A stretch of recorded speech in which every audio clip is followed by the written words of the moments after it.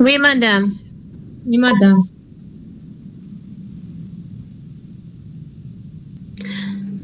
Bonjour, vous m'entendez bien? On peut commencer le cours?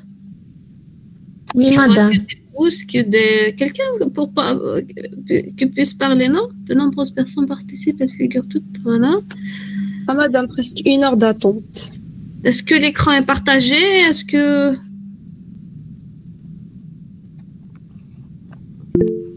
Non, l'écran n'est pas partagé. Non, je sais pas.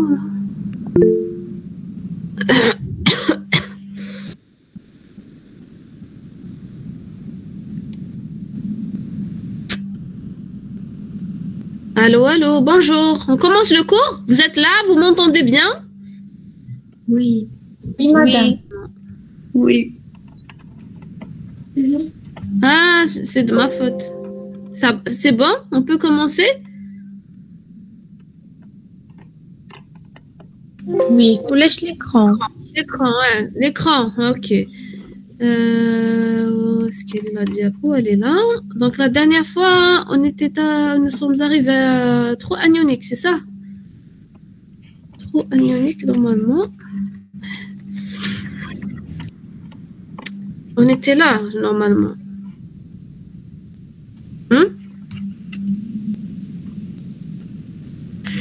On était là. Classification de l'acidose métabolique avec le calcul du trou anionique. Oui, on était là. Voilà, donc un petit rappel. Donc on a dit que les désordres acido-basiques, ils peuvent être classés en désordre métabolique quand c'est la concentration de bicarbonate. Madame. Anam. Madame, l'écran n'est pas partagé. Il n'est pas partagé, pardon. Oui. Attendez. Qui partage c'est ici. Tout l'écran. Voilà. Partager. Ok. Maintenant, c'est partagé, je pense. Oui. Donc là, déjà, avant de commencer le cours, on m'a déçu les étudiants de 4e année pharmacie. Ils n'ont pas travaillé dans le module de la partie concernant acido-basique. Pour eux, c'est difficile. Alors que après la fin de l'examen, ils m'ont dit finalement c'était facile. On aurait dû travailler votre partie. Donc j'aimerais bien que ce soit pas le même cas pour vous, parce que franchement c'est la partie où vous n'avez pas beaucoup besoin d'apprendre. Donc j'espère que vous n'allez pas me faire la même surprise. Donc classification des troubles métaboliques. J'ai dit que les désordres acido-basiques peuvent être classés en désordre métabolique quand la concentration de bicarbonate est perturbée, c'est l'origine, quand c'est l'origine, ou bien respiratoire quand l'origine c'est-à-dire c'est la pression de CO2. On a commencé donc par les troubles, les acidoses et par les acidoses métaboliques. Par définition, on a bien dit que l'acidose métabolique, donc acidose, ça veut dire un pH bas, métabolique, ça veut dire baisse de bicarbonate. Et après le stade, pour dire est-ce qu'on est en stade aigu ou bien en stade chronique, donc on se réfère à la réponse. La réponse dans ce cas-là, c'est la réponse pulmonaire par la pression de CO2. Si on a un pH bas avec un taux de bicarbonate bas et une pression de CO2 normale, ça veut dire le patient, le trouble, il vient de s'installer. On parle d'une acidose métabolique aiguë. Si on a un pH bas avec un taux de bicarbonate bas et un taux de pression de CO2 qui est bas, ça veut dire que l'hyperventilation, elle était chronique, donc la réponse, elle était chronique. Donc dans ce cas-là, c'est une acidose métabolique chronique. Donc c'est la pression de CO2 qu'on appelle la réponse qui va déterminer est-ce qu'on est en stade aigu ou bien en stade chronique, ou bien on l'appelle aussi en compensation. Donc, on a dit aussi que voilà, cette acidose métabolique, elle peut être due à deux grandes origines. Soit parce que le corps, il produit, ou bien il accumule beaucoup de charges acide proton, donc il produit beaucoup d'acide ou bien il accumule beaucoup d'acide. Donc, c'est les protons H+, qui sont très élevés. Et ces protons H+ élevés, ils vont consommer évidemment les bicarbonates HCO3-. C'est pour ça, après, le taux de bicarbonate va baisser par consommation.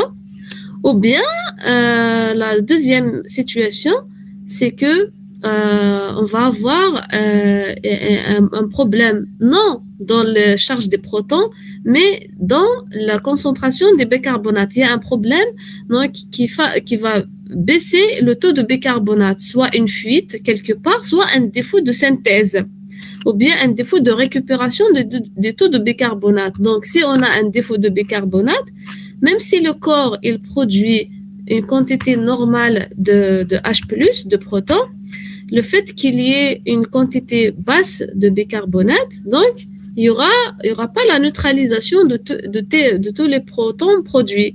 Donc dans ce cas-là aussi, on a un taux de bicarbonate bas parce que par défaut de production, par fuite et tout, ou bien par défaut de récupération, il y a un pH bas parce que il y a un excès de H+ qui n'a pas été pris en charge par le tout petit de bicarbonate. Donc, quels sont les moyens? Il faut savoir qu'il y en a des pathologies dont le mécanisme suit le premier le groupe. Il y a d'autres pathologies dont le mécanisme c'est le deuxième groupe. Comment maintenant différencier entre les deux types d'étiologie? Donc, on utilise ce qu'on appelle le calcul du trou anionique. Donc, le trou anionique, c'est un paramètre calculé qui est juste utilisé pour la classification des acidoses métaboliques. On n'utilise pas pour la classification des autres troubles acido-basiques. C'est quoi le calcul, le trou anionique? Le trou anionique, comme sa définition, c'est la différence entre la charge de la concentration des électrolytes chargés positivement, des principaux... Madame. Oui? S'il vous plaît, vous pouvez ralentir un peu, vous allez un peu vite. Ah oui, ok, très bien. Donc jusqu'à là, je répète ou bien je continue lentement? Répétez, madame. Répétez. Il vaut mieux répéter, s'il vous plaît. Je suis en train de Oui, retard. il n'y a pas de souci. Donc vous êtes rentré en retard. C'est pas moi qui parle rapidement. Donc là, qu'est-ce que j'ai dit? Donc je répète à partir de là. J'ai dit que Oui. c'est-à-dire les acidoses métaboliques. Pourquoi on a une acidose métabolique? Ça veut dire acidose, c'est-à-dire ce qui est évident, c'est que acidose, c'est-à-dire il y a une charge importante de protons, métabolique, il y a une baisse de bicarbonate. Mais pourquoi? Donc j'ai une élévation de protons et une baisse de bicarbonate. Vous avez deux origines. Soit le problème vient des protons, soit le problème vient des bicarbonates, de la base. Quand est-ce que le problème vient des protons? Si ça vient des protons, ça veut dire mon corps produit excessivement des acides. Ou bien, il accumule des acides. OK? Et quand ça vient des ces acides-là qui sont en excès, ils vont évidemment libérer les H+. Les H+, ils vont être neutralisés, pris en charge par les bicarbonates. Donc, ces H+ en plus, ils vont consommer la réserve de bicarbonate. Donc, le taux de bicarbonate, il va se retrouver bas. C'est clair.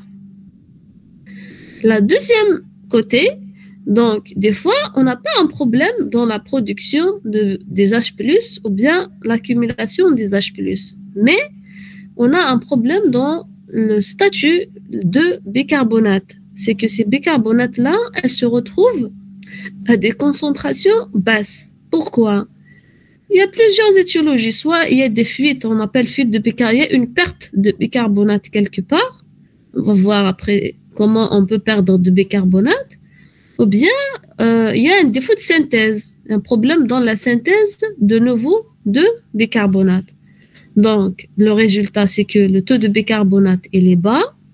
Et si le taux de bicarbonate, il est bas, donc, même si le corps, il synthétise une quantité normale d'H+, donc, ce taux bas de bicarbonate, il ne peut pas neutraliser la synthèse naturelle, physiologique des protons. Donc, il va y avoir toujours un excès de protons. Donc, ça va donner une acidose. Et le résultat, c'est le même. C'est toujours H+ élevé, bicarbonate basse. Est-ce que vous avez compris? Oui. Maintenant, comment on peut savoir c'est très important de différencier les deux étiologies parce qu'il y a des étiologies qui donnent ça, et il y a d'autres étiologies qui donnent ça. Les pathologies, les maladies qui donnent une acidose métabolique par accumulation, par augmentation des H+, et les maladies qui donnent, les pathologies qui donnent une acidose métabolique par perte de bicarbonate, elles sont différentes. Donc, le moyen qu'on utilise, c'est le calcul du trou anionique. OK?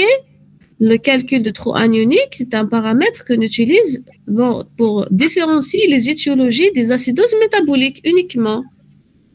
C'est quoi ce trou anionique? C'est la différence entre les charges positives et les charges négatives. OK? C'est la différence entre la concentration des cations et la concentration des anions. C'est clair? Pourquoi maintenant on l'appelle trou anionique? Naturellement, si on va par exemple déterminer ce trou anionique chez une population saine, donc on va trouver que tout le monde, ils ont à peu près une valeur de 12, plus ou moins 2 milli-équivalents par litre. Ça veut dire on peut aller de 10 jusqu'à 14. On peut même tolérer 16. Jusqu'à 16 milli-équivalents par litre, de 10 jusqu'à 16 milli-équivalents par litre, c'est une valeur normale. Mais pour vous, est-ce que c'est normal quand on fait la différence entre les charges, qu'est-ce que ça veut dire ce taux-là? Qu'est-ce que ça veut dire quand on fait, qu'est-ce que vous avez compris quand on fait la différence entre les charges positives, les principales charges positives et les principales charges négatives, on trouve une différence positive. À votre avis, comment vous avez compris ce calcul? Il y a beaucoup de charges On a plus de positives. charges positives. Ça peut être ça. Il n'y a pas l'équilibre. Bicarbonate. Non, bicarbonate, il figure. Tout ce qui figure, donc il est pris dans le calcul. Comment? Il est là, il est pris dans la formule de calcul. Pourquoi on a cette différence? Pourquoi on a un trou anionique de 12? Normalement, je vous ai expliqué la dernière fois, le corps humain ne tolère pas. Il y a quoi? Il y a des D'autres anions? charges négatives. Exact. Pas sous forme d'anion. Exact. Donc, on peut donner plusieurs explications. Donc, soit parce qu'on a des charges positives, mais les charges positives, si elles étaient plus. Vous suivez mon raisonnement. Hein? Et vous m'avez donné la première, je vais étudier toutes vos réponses et on va trouver laquelle est la plus logique. Hein? Vous m'avez donné comme première réponse, c'est qu'on a des cations plus positives. Si j'avais des cations plus positives, il y a d'autres cations plus positives que je n'ai pas pris dans la formule de calcul. Normalement, je vais avoir un résultat positif ou bien un résultat négatif.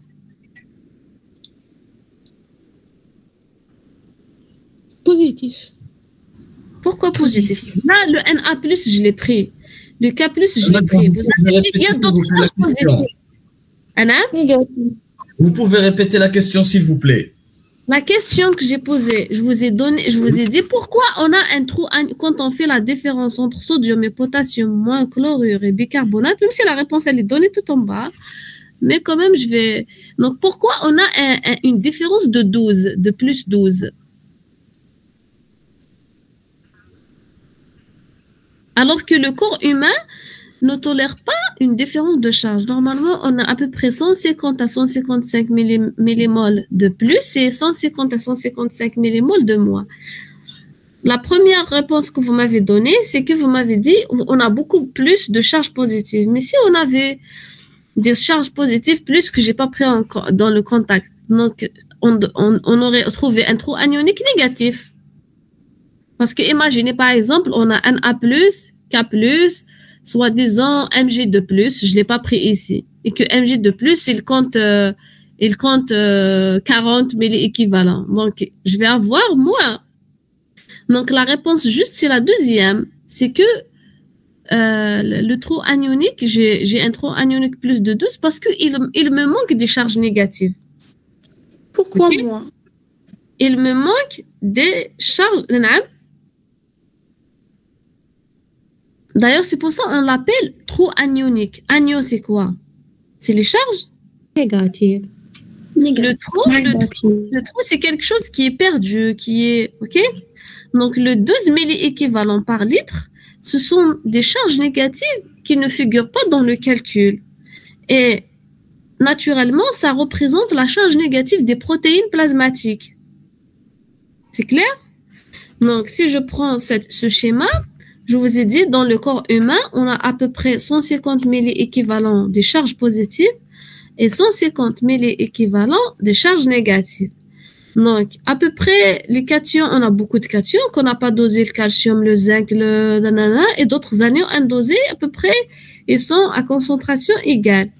Donc, ce qui nous reste, donc, dans les charges positives, donc, il y a le Na+, et le K+, les principaux, et dans les principaux charges négatives, donc, on a les chlorures, bicarbonate et les protéines. OK? Et les protéines, parce que les autres cations indosés, anions indosés, la charge, elle est très faible, à peu près 5 millimoles et tout. Donc, la charge, elle est vraiment très faible. C'est pour ça qu'on ne les prend pas en considération. Donc, après les bicarbonates et les chlorures, la charge la plus importante, ce sont les protéines. Et là, je ne l'ai pas prise dans le calcul. Donc, c'est pour ça, j'ai un trou anionique de 12 à peu près de 10 jusqu'à 16. Donc, le trou anionique, il représente la charge négative des protéines plasmatiques. Maintenant, comment ce trou anionique va me permettre de classer les acidoses métaboliques? Madame, Anam, si on les considère les protéines plasmatiques dans l'équation, on va trouver le trou anionique égal à 0. oui, D'accord. exactement. Si on va mettre ici, Anam, Pourquoi les protéines elles sont chargées négativement? c'est à peu près ça, l'albumine également. Vous avez dans les protéines, vous avez, je ne sais pas ce que vous avez fait quelque part les cours des protéines, mais même si vous n'avez pas, au niveau du plasma, on a des groupes de protéines. Est-ce que vous avez fait un jour l'électrophorèse des protéines? Non. Non, jamais. Si, mais... Si, on l'a fait. Vous savez comme quoi dans le plasma... vous savez comme quoi dans le plasma, on a l'albumine et on a des globulines. Ça, vous le connaissez. Et l'albumine, c'est l'albumine qui se charge essentiellement, qui porte des charges négatives. Donc, les globulines, plus ou moins. Les globulines, beaucoup plus, elles se chargent positivement.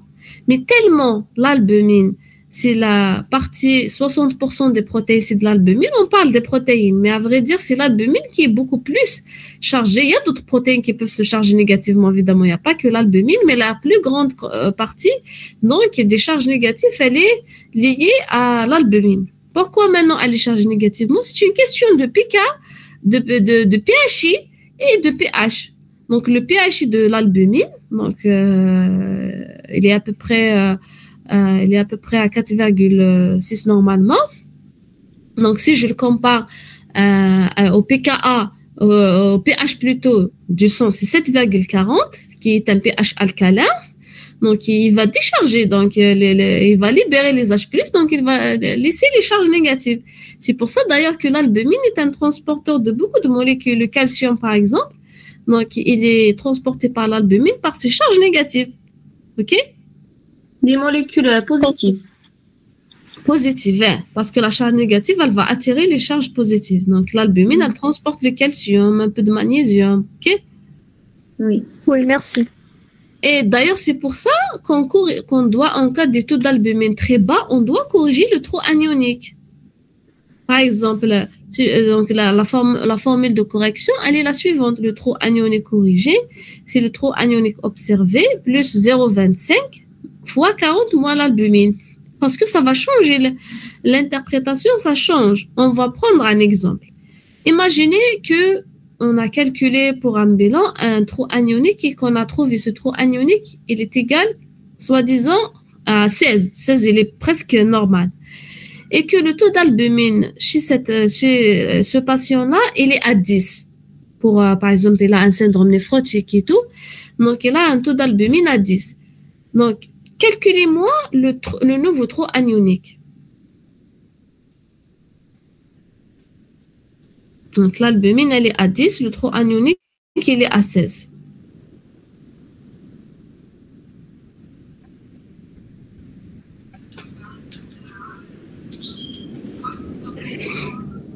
23,5. 23,5. 23,5, c'est élevé. Oui. Ça dépasse les normes. Mais 16, est-ce que c'est élevé 16? C'est presque les normales. Donc, si je vais interpréter le trou anionique juste par rapport à sa valeur et que je néglige les autres paramètres, je vais m'induire en erreur. Alors que si je prends en considération les autres paramètres, y compris l'albumine, donc, je vais avoir une bonne interprétation. Mais c'est pas à tout le temps que je dois corriger le trou anionique. Hein. Il faut que le taux d'albumine, il doit vraiment être très bas. C'est-à-dire, le taux d'albumine normal, il est entre 30 et 50. Si j'ai par exemple une albuminémie à 28, à 26, c'est pas la peine de corriger, vous n'allez pas trouver une grande différence. C'est au-delà de 25 plus bas, avoir des valeurs plus basses. Donc là, la correction, elle va apporter un plus. Comment maintenant on interprète la valeur du trou anionique? Si le trou anionique, il est élevé, ok? Et généralement, quand le trou anionique est élevé, la calorémie, elle est normale. Donc, si le trou anionique, il est élevé, ça veut dire que on est dans le premier groupe. C'est que l'acidose métabolique, elle est induite par une concentration élevée des protons, une charge d'acide. C'est que le corps de ce patient, soit il produit beaucoup d'acide, soit il accumule des acides. Les étiologies, les maladies, les pathologies qui peuvent donner ça, donc soit c'est des charges et les intoxications, donc le patient il a ingéré des substances qui apportent beaucoup de charges positives, comme l'aspirine, des agneaux, elles vont apporter des agneaux, l'aspirine, l'ingestion d'acide, le méthanol, ou bien cette charge acide, elle provient d'origine endogène. Les causes, il y en a plusieurs causes évidemment, mais les causes les plus fréquentes, vous avez l'acidocétose diabétique par exemple, parce que chez le diabète, quand il y a, c'est-à-dire dans des conditions particulières, il déclenche ce qu'on appelle un coma acidocétosique. C'est-à-dire son métabolisme, il synthétise beaucoup de corps cétoniques. Et les corps cétoniques, ce sont des acides qui se scindent en H+, plus des anions. Et vous avez aussi un exemple de l'acidose lactique. L'acidose lactique, elle peut se retrouver dans les situations d'hypoxie tissulaire, dans les différentes glycogénoses, les intoxications à la metformine. La metformine, c'est un médicament hypoglycémiant. Donc, l'acide lactique va se scinder en H+, et en anion qui est le lactate. Et vous avez aussi l'insuffisance rénale.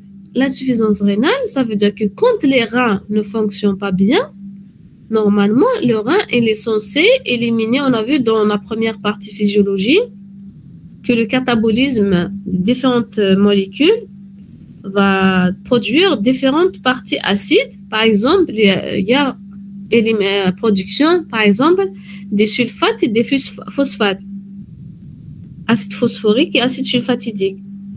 Donc, ces deux molécules-là, si le rein, normalement, elles sont censées être éliminées par le rein. Si le rein n'arrive pas à éliminer ces molécules et n'arrive pas à libérer la charge libre d'H+, déjà produite par les différents catabolismes, donc elle s'accumule au niveau du sang, ça va donner une acidose. C'est clair? Donc, le point commun dans tous ces acides-là qui sont produits, c'est quoi? C'est que tous ces acides-là qui sont produits ou bien qui se sont accumulés, ils vont tous se scinder en H+, et quoi? Et acide. Anion. Voilà. Et anion. Un acide, quand il se scinde, c'est-à-dire la dissolution, il donne un H+, c'est un anion. Et ce anion-là, il va faire quoi? Il va augmenter le trou anionique. Parce que je ne l'ai pas pris dans les calculs. C'est par exemple, c'est de l'acidocétose. Donc, c'est une accumulation des corps cétoniques. L'acétoacétate, par exemple. Donc, dans la formule de calcul de trou anionique, est-ce qu'il y a l'acétoacétate? Il n'y a pas. mais il est élevé, je ne l'ai pas pris en charge. Donc, la différence, elle va encore être plus grande. Si, par exemple, il y a une acidose lactique, donc l'anion qui s'accumule, c'est lactate. Donc là, dans la formule, il n'y a pas le lactate. Donc, le résultat, c'est que le trop anionique, il va augmenter. C'est-à-dire, surtout de lactate, je ne l'ai pas pris en charge. Si c'est une insuffisance rénale, qui a accumulation de ces sulfates-là et phosphates, je ne les ai pas pris ils ne figurent pas dans la formule de calcul.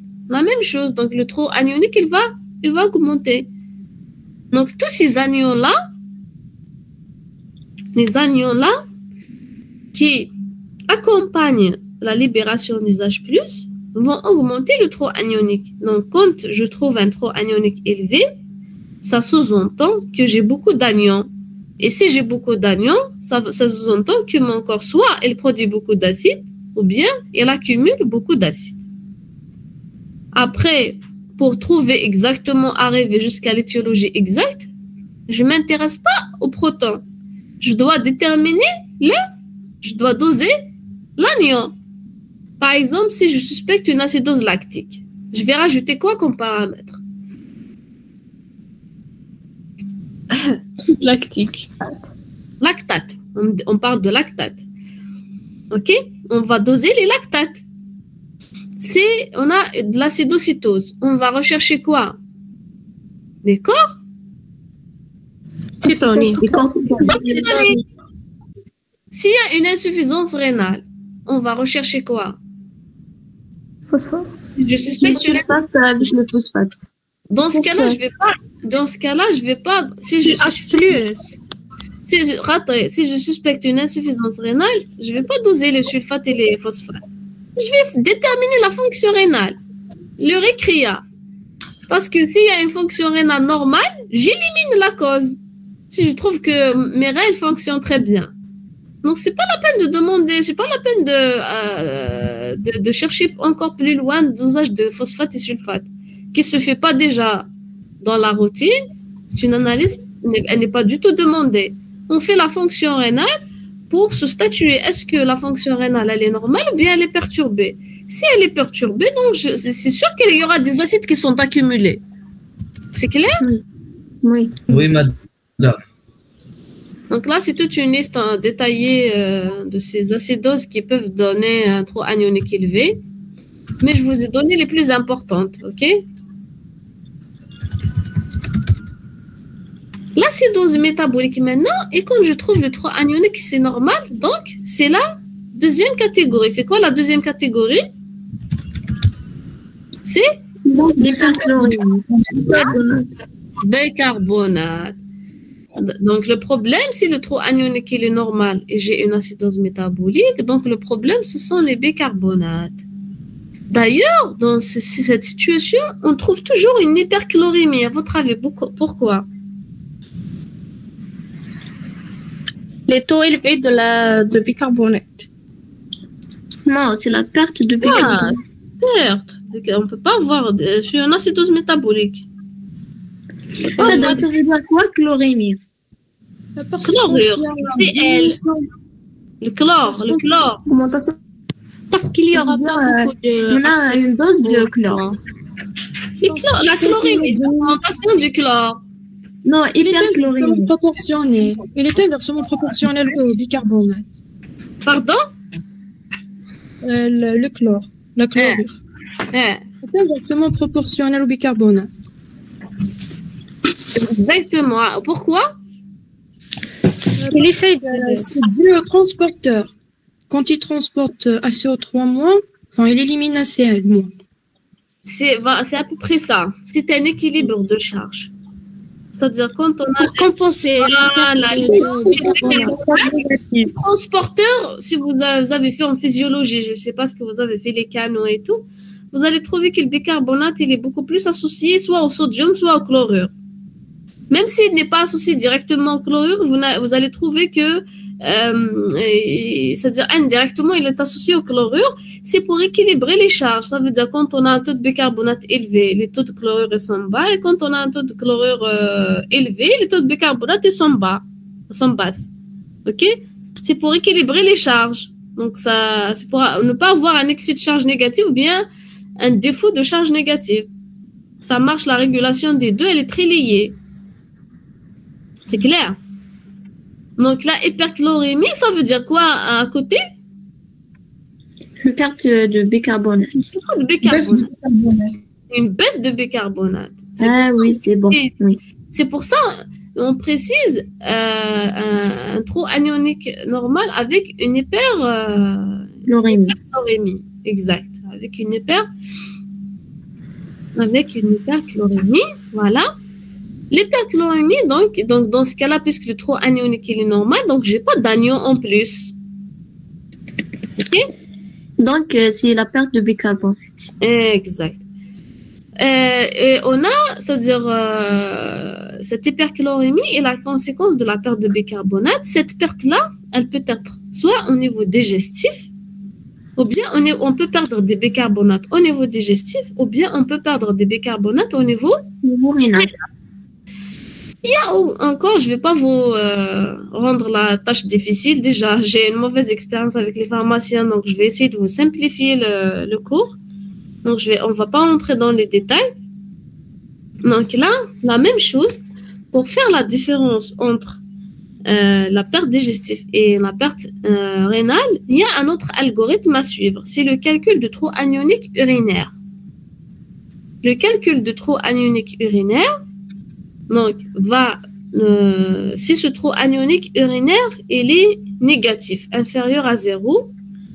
D'ailleurs, toujours accompagné par un taux d'ammonium supérieur à 70 élevé, donc c'est une perte digestive. Si le trou anionique il est positif et que le taux de NH4+ inférieur à 40, c'est une acidose tubulaire, ça veut dire que c'est une cause rénale. Je vais vous éclaircir un peu plus. Là, dans le trou anionique urinaire, c'est toujours le sodium urinaire plus le potassium urinaire moins les chlorures urinaires. Votre avis, pourquoi on a éliminé les bicarbonates dans la formule?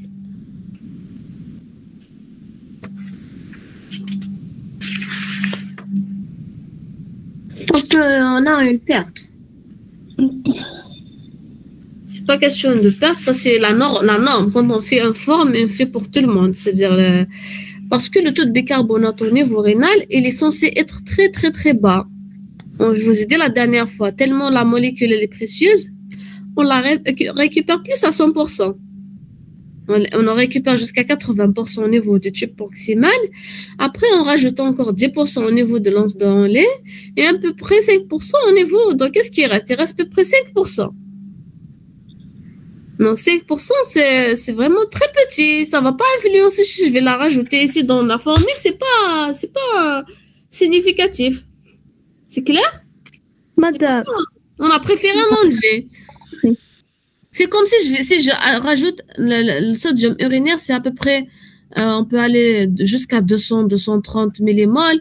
Le potassium à 50, c'est 60 millimoles. Les chlorures à peu près 40, 100 millimoles. Après, vous rajoutez bicarbonate à 0,04 par exemple. C'est comme si j'ai rien rajouté. Donc, je l'enlève. Pour simplifier la formule, on l'enlève parce que le bicarbonate, normalement, ils sont censés être physiologiquement, naturellement, c'est-à-dire réabsorbé presque à 95%. Maintenant, pourquoi comme ce problème... Pourquoi alors le pH urinaire il est 8? Le pH urinaire il est entre 5,5 et 6,5 la norme. 8 c'est pas normal. Acide. pH urinaire à 8, soit il y a une infection. Généralement, c'est des infections à des germes uréasiques. On parle des germes uréasiques qui alcalinisent les urines. Madame, vous avez dit dans le cours précédent, c'était entre 4,5 et 8,5. Oui, parce que ça varie. Ça varie des fois, ça varie selon l'alimentation, mais la norme, c'est 5,5 jusqu'à 7,5, jusqu'à 6,5. OK? Un pH urinaire à 8 est un pH pathologique. OK? Donc là, Maintenant, le trou anionique, s'il est inférieur à 0, c'est une perte digestive. Pourquoi? Pourquoi? C'est à cause de l'ammonium. Parce que si on perd des bicarbonate, déjà, est-ce que vous vous rappelez quand j'ai parlé de la régulation rénale la dernière fois, comment le rein intervient dans la régulation de l'équilibre acido-basique? Soit par récupération de bicarbonate ou bien par élimination des acides, des H+, c'est ça. Après les H+, ils vont être pris par les phosphates et l'ammonium. Aussi la récupération de bicarbonate. Est-ce que vous vous rappelez que pour récupérer un bicarbonate, il faut consommer un H+. Vous vous rappelez de ça? Oui. Pour récupérer un bicarbonate, je consomme un H+. C'est clair? Oui. Donc, s'il y a un problème digestif, et dans le problème digestif, je perds les bicarbonates. Qu'est-ce qui va se passer au niveau urinaire? Il y aura plus de bicarbonates qui seront éliminés au niveau... tellement il y a une quantité basse, il va rester une quantité basse de bicarbonate, les reins, ils vont récupérer presque 100%. Donc, il n'y aura pas assez de bicarbonate éliminé dans les urines. S'il y aura pas assez de bicarbonate éliminé dans les urines, les H+, ils vont être pris en charge par quoi? Ammonium. Voilà, soit par l'ammonium, soit par la phosphate, mais beaucoup plus par l'ammonium. Donc, la charge de NH4+, elle va être élevée. Et même le pH urinaire, ça dépend le siège, il peut être bas comme il peut être élevé. Donc là, c'est un détail, c'est pas la peine que je vais rentrer parce que l'essentiel, c'est que le taux de bicarbonate, le taux d'ammonium, il va être élevé. Mais si la perte, elle est rénale, donc c'est pour ça, dans la perte digestive, le taux d'ammonium urinaire, il est supérieur à 70 parce qu'il n'y a pas de bicarbonate, les H+ éliminés au niveau des reins sont pris en charge par l'ammonium. Mais si la perte, elle est urinaire, la perte de bicarbonate, elle est urinaire, si je perds de bicarbonate au niveau urinaire, ça veut dire quoi? Je rajoute une base alcaline au niveau des urines. Donc, je vais alcaliniser ces urines. OK? Est-ce que c'est clair? Madame, le trou anionique urinaire, j'ai pas bien compris comment on le compte. C'est le sodium urinaire plus le potassium urinaire moins les chlorures urinaires. D'accord. OK? Mais pour vous mettre à l'aise, cet algorithme, il est rarement demandé. Il est beaucoup plus demandé pour la recherche des acidoses tubulaires. OK? D'ailleurs, c'est les acidoses, ça c'est un cours de détail, c'est-à-dire de spécialité. C'est pour ça que je ne veux pas rentrer dans le détail. C'est-à-dire, ce que vous avez à comprendre ici, c'est que en cas d'une acidose avec un trou anionique normal ou on suspecte une perte de bicarbonate, la perte de bicarbonate, elle peut être digestive comme elle peut être urinaire.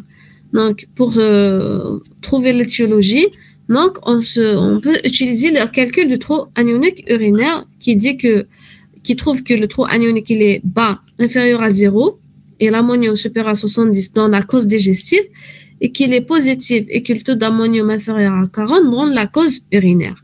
Et dans la cause urinaire, ça induit une perte de bicarbonate au niveau urinaire, ça donne un syndrome, un ensemble de pathologies qui s'appellent les acidoses tubulaires. À votre avis, pourquoi on parle d'acidose tubulaire, acidose? Parce que si je perds de bicarbonate au niveau du sang, il y a une acidose métabolique. Voilà. Et cette acidose métabolique, elle est d'origine tubulaire. Parce que c'est les tubules rénaux qui perdent les bicarbonates. C'est pour ça qu'on appelle acidose tubulaire. Après, il y a plusieurs types d'acidose tubulaire. Après, pour trouver les types 1 de type 1 jusqu'au type 4. Là, c'est un détail. C'est pas la peine que je m'arrête à ce niveau-là. Quelques remarques importantes. Donc, il faut savoir que l'acidose métabolique est habituellement accompagnée à une hypercalie. Généralement, les acidoses métaboliques, on a toujours pas dans toutes les conditions, mais beaucoup plus, elles sont associées à des hyperkaliémies. Pourquoi? Toujours, c'est une question de pompe. Qu'est-ce qu'on a dit dans la régulation rénale? Le rein, quand il essaye d'éliminer, quand il y a beaucoup de H+ au niveau du sang, qu'est-ce qu'il fait le rein? Il va éliminer quoi? Les H+. Et en contrepartie, pour gagner, pour remplacer la charge positive, il récupère quoi? Le K+. Le K+. Des fois même le sodium. OK? Donc, c'est pour ça qu'on peut avoir des hyperkaliémies. Le trou Madame, j'ai pas anionique. compris. Donc, l'hyperkaliémie, on dit que dans les acidoses métaboliques en général, elles sont associées à des hyperkaliémies. C'est pas dans toutes les situations, mais généralement. Pourquoi? Parce que le rein, quand il y a une acidose métabolique, il essaye d'éliminer un excès d'H+. Et en contrepartie, il récupère des charges positives sous forme de Na+, ou bien K+. Donc, ça va donner des hyperkaliémies. Madame, Ouais. donc puisqu'il peut pas absorber les bicarbonates, il va absorber ces cations. Non, chaque électrolyte, il a son transporteur. Et là, je parle, cette remarque-là, c'est pas pour des acidoses métaboliques pour le deuxième type, c'est en général. C'est pour toutes les acidoses métaboliques. C'est clair? D'accord. Là, c'est le trou anionique, je l'ai expliqué. On passe maintenant aux alcaloses métaboliques. Donc, on a fini avec les acidoses métaboliques. Est-ce que quelqu'un peut me résumer ce qu'il a compris?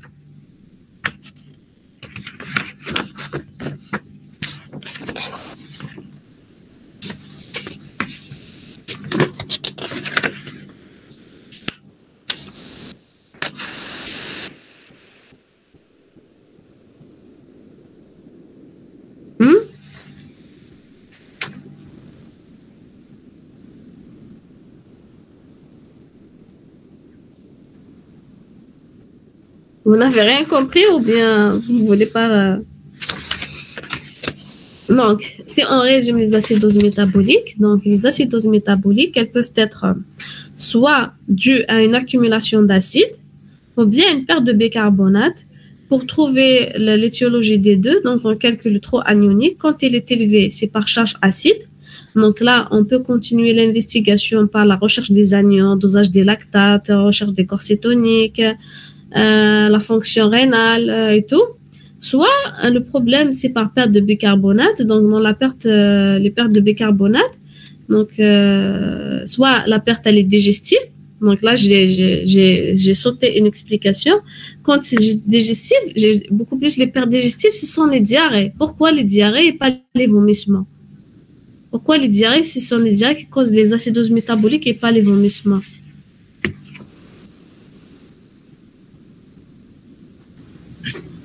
Parce que je pense que les vomissements, il faut une alcalose, non? Parce que dans l'estomac, il n'y a pas. Dans l'estomac. Dans l'estomac, le liquide, il est beaucoup plus acide.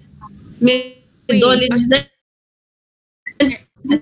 il est alcalin. Donc, s'il y a une diarrhée, il y aura cette perte et l'alcalinité de la lumière intestinale. Donc, elle est assurée par les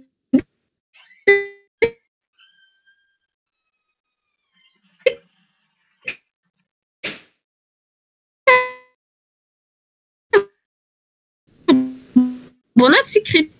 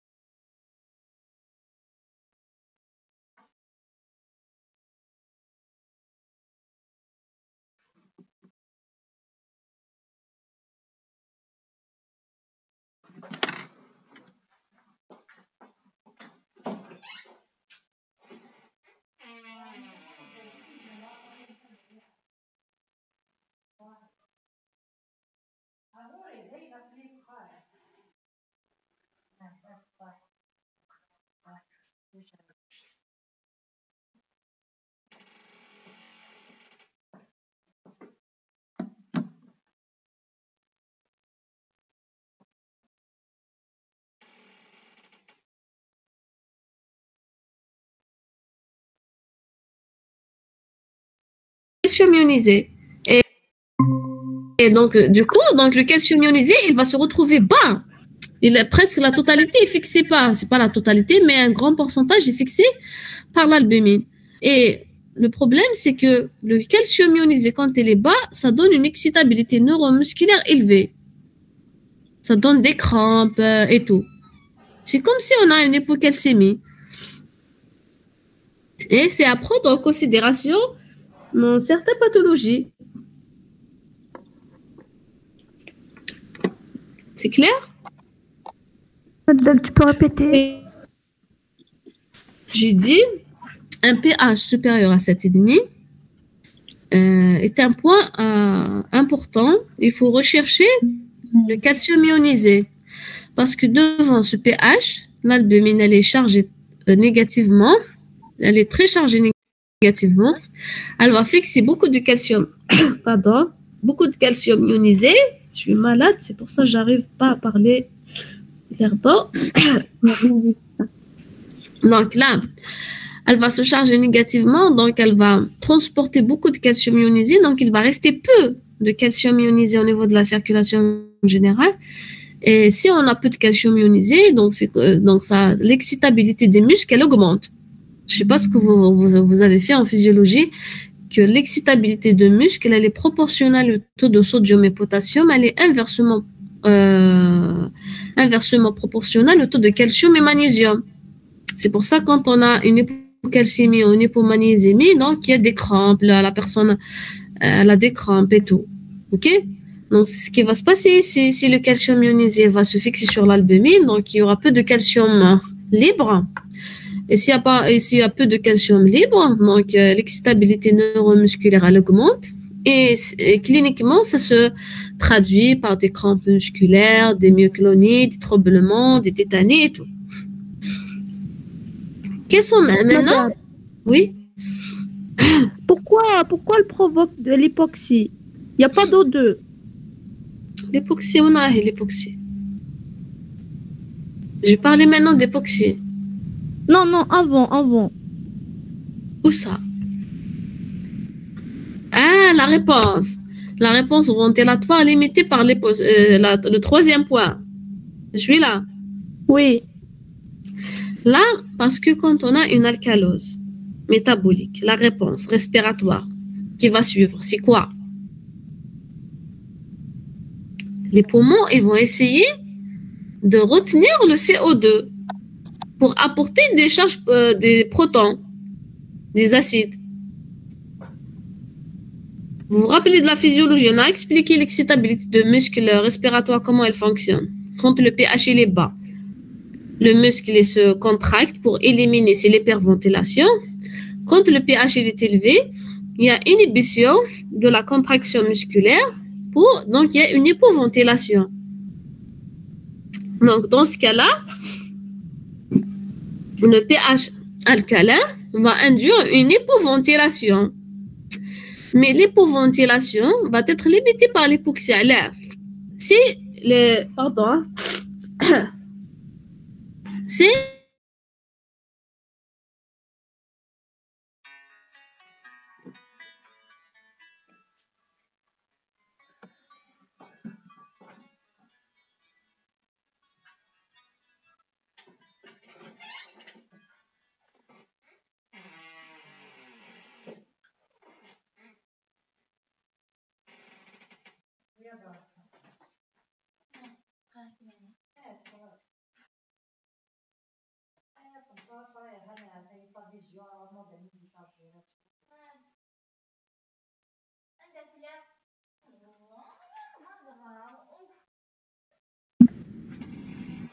Ça, c'est logique.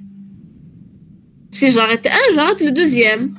Donc, j'arrête d'expirer le CO2, ça veut dire que j'arrête d'inspirer l'O2. Et le corps ne peut pas supporter une hypoxie devant un désordre acido-basique. Une hypoxie, c'est l'hypoxie qui prime. Dès que le corps il détecte des pressions d'oxygène très basses, insupportables, donc le processus d'hypoventilation s'arrête. C'est pour ça qu'on dit la réponse pulmonaire à une alcalose métabolique, elle est limitée par l'hypoxie. Dès qu'il y a une hypooxygénation qui est détectée par les centres bulbaires, la pression d'oxygène. Donc, les poumons, ils vont revenir, donc, parce que l'hypoxie, elle va stimuler encore, c'est-à-dire, elle va lever l'inhibition de la stimulation des muscles respiratoires, donc les poumons vont revenir à travailler. Donc, et ça, c'est un frein pour réguler l'alcalose. Parce que je vais perdre de CO2 alors que je comptais sur ce CO2 pour me faire élever un peu le pH, me faire baisser un peu le pH. C'est clair? Madame, du coup, je peux pas résoudre le problème de l'alcalose avec la respiration. Quand bien sûr, quand c'est limité. On dit que c'est limité. Donc, le problème, il va persister. Après, le malade, il va atteindre des stades où on a besoin, par exemple, de faire une ventilation assistée. On va apporter que de l'oxygène. OK? Mais madame, quand il y a compensation des protons par CO2, il y a aussi élévation des HCO3-. Justement, ça s'accompagne. Il y a les bicarbonates. Après, c'est un processus. Et mais c'est-à-dire, c'est la rétention c'est les H+, donc les H+, qui vont beaucoup plus, et en même temps, ils vont consommer les bicarbonates. Après, c'est un cycle. OK? Donc, il y a un apport de bicarbonate consommé par les H+, donc c'est tout un cycle. Donc, les bicarbonates vont être éliminés. Oui, non. Déjà, à l'alcalose métabolique, ça veut dire bicarbonate élevé. Oui. OK? Mais quand il y a une compensation pulmonaire, normalement, il y aura élévation de H+. Genre, on n'aura pas besoin des bicarbonates. Le bicarbonate, il va être éliminé. Il y a le rein qui intervient après aussi. Il y a le rein, il va éliminer les bicarbonates. Il va retenir le H+, et le rein. En première réponse, c'est pour ça qu'on dit les poumons, ils interviennent en moyen terme et les reins en deuxième terme. Les reins, généralement, ils sont là pour réguler justement les concentrations de bicarbonate. C'est le même cas. Mais on a besoin des H+. D'accord. Donc, le bicarbonate, il sera pris en charge par le rein. D'accord. OK? Les étiologies maintenant de ces alcaloses métaboliques, on revient à la même chose, comme les acidoses métaboliques. Soit le problème, c'est une accumulation, c'est le contraire. Soit le problème, c'est une perte des H+, ou bien une perte d'électrolytes d'H+. On va voir pourquoi on parle d'électrolytes d'H+. Soit c'est une surcharge en bicarbonate. La classification maintenant, c'est pas comme les acidoses métaboliques qu'on a utilisé, le trop anionique qui nous a facilité la tâche. Là, il y a une autre classification. On les classe en 3 familles. La première famille, c'est l'alcalose métabolique chlorosensible, hypochlorémique. La deuxième famille, c'est alcalose métabolique chlorosens-résistante, normochlorémique. Et la troisième famille, c'est les alcaloses métaboliques de causes diverses. Généralement, c'est des causes génétiques liées aux transporteurs et tout. Donc, ou bien des apports, on va voir. Le troisième, après, on va voir par détail. À votre avis, si je me déjà basé sur la famille 1 et la famille 2, c'est quoi la différence entre quand vous lisez comme ça, acidose métabolique chlorosensible et chlororésistante? Qu'est-ce que vous avez compris par cette classification? La première a besoin du chlore. Voilà, très bien. La deuxième, elle n'a pas besoin du chlore. Pour ça, elle résiste au chlore. Donc, à vrai dire que la première origine, c'est à vrai dire, c'est une fuite, le bicarbonate sont élevés parce qu'il y a une fuite de chlore qui le corps compense par une élévation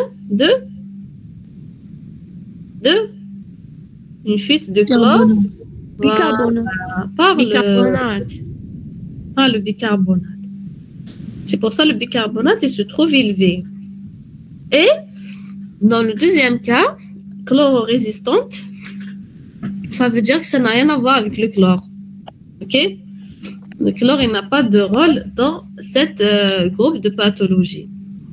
On commence par le premier groupe, l'alcalose métabolique chlorosensible. Chlorosensible, ça veut dire on a des pertes digestives et on a soit une perte digestive, soit une perte rénale. Les pertes digestives, ce sont, vous avez déjà mentionné ça juste avant, c'est les vomissements ou bien les aspirations gastriques. Parce que pourquoi? Le liquide gastrique, il est riche en quoi? En HCl. Ok?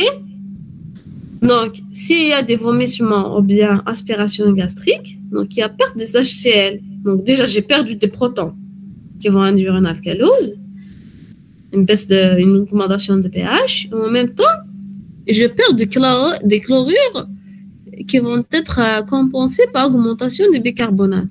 Donc, c'est pour ça les pertes digestives par ces deux mécanismes, par la perte de contenu gastrique, ça induit une alcalose métabolique. Qui est chlorosensible. Soit il y a une perte rénale. Au niveau de perte rénale, c'est que ce sont toutes les pathologies qui donnent une élimination élevée de chlorure par rapport à bicarbonate. C'est-à-dire il y a une fuite au niveau rénal des chlorures par rapport au bicarbonate. Donc je récupère plus de bicarbonate et j'élimine plus de chlorure. Donc là aussi, c'est-à-dire ça donne une alcalose métabolique chlorosensible. Il y a certaines classes pharmaceutiques, des médicaments qui peuvent donner ça, comme les diurétiques de Lens, dont la molécule la plus connue, c'est le furosémide. La deuxième famille, ce sont les alcaloses métaboliques chlororésistantes. Madame, quand j'élimine le Cl-, automatiquement j'élimine avec le H+. Non, ça dépend. Il y a plusieurs systèmes. Dans la perte rénale, mais quand j'élimine les Cl-, je récupère le bicarbonate. Et si je récupère beaucoup de bicarbonate, le bicarbonate il va me consommer les H+, et ça va donner une alcalose. D'accord, ok. Il y a des mécanismes où j'élimine, je perds de chlorure, je perds des H+, comme par exemple les vomissements. Il y a des mécanismes où je perds des chlorures et je récupère des bicarbonates. Ça donne la même chose. Les bicarbonates elles vont me consommer les H+, et ça donne un défaut de protons, une alcalose. Merci. Madame, vous pouvez réexpliquer sur les pertes rénales? Dans les pertes rénales, j'ai dit, c'est qu'on élimine plus de chlorure que le bicarbonate. Les transporteurs, les cannulas où le chlore est éliminé, ils sont plus actifs, donc on a ou bien inactive. La récupération des chlorures, elle est inactive, donc j'élimine beaucoup de chlorure par rapport au bicarbonate. Ok? Et si j'élimine beaucoup de chlorure, donc les bicarbonates elles vont être retenus encore plus parce que pour compenser les charges négatives de chlorure, par un autre mécanisme évidemment, ça donne une alcalose métabolique. Parce que quand j'ai beaucoup de bicarbonate, ça neutralise beaucoup d'H+. Donc le pH il va augmenter. Les alcaloses métaboliques chlororésistantes, donc là ça n'a rien à voir avec le chlore. C'est un problème avec les H+, uniquement. Donc là, on les a classés par rapport à l'hypertension artérielle. On a les alcaloses métaboliques chlororésistantes avec HTA1 et sans HTA1. OK? Pourquoi cette classification avec l'hypertension artérielle? Tout simplement parce que la cause la plus fréquente des alcaloses métaboliques chlororésistantes, ce sont les hyperaldostéronismes. Vous connaissez l'aldostérone? Oui. Oui. C'est quoi l'aldostérone? Oui. Elle augmente la concentration. C'est une hormone sécrétée par le cortico. Par la corticosurrénale. Pour augmenter la pression artérielle. Réabsorption de Sodium. La régulation de la pression artérielle. Voilà, on va refaire ça dans les hormones. Vous allez mieux comprendre, mais j'explique brièvement ici. Mais cette aldostérone, quand elle récupère le sodium, le canot qu'elle stimule, c'est récupérer sodium et éliminer quoi en contrepartie? Éliminer potassium et proton. C'est toujours dans le cadre d'équilibre de charge. Donc, je récupère un sodium, j'élimine un proton et du potassium. Donc, si j'élimine des protons, ça donne des alcaloses par fuite de protons. Donc, c'est la cause la plus fréquente. Syndrome de Cushing, c'est à peu près dans la même chose parce que le cortisol, quand sa concentration elle est très élevée, il a ce qu'on appelle un effet minéralocorticoïde. Il a un effet presque similaire à l'aldostérone. OK? On fera ça après dans le cours hormonologie. Donc, quand on trouve une alcalose métabolique avec HTA, c'est toujours rechercher l'aldostérone parce que c'est la cause la plus fréquente. S'il n'y a pas d'HTA, s'il y a une alcalose métabolique mais sans HTA, là, c'est des syndromes un peu rares, un peu particuliers, comme le syndrome de Bartter. Ça touche les pompes à protons. Donc, ça touche le proton, uniquement les protons seuls. Donc, il y a une fuite de protons au niveau des reins. C'est clair?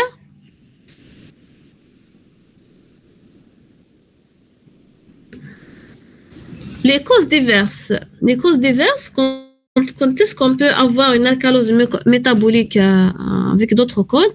Soit une administration d'alcalin, c'est très rare. Les transfusions massives, par contre, c'est possible.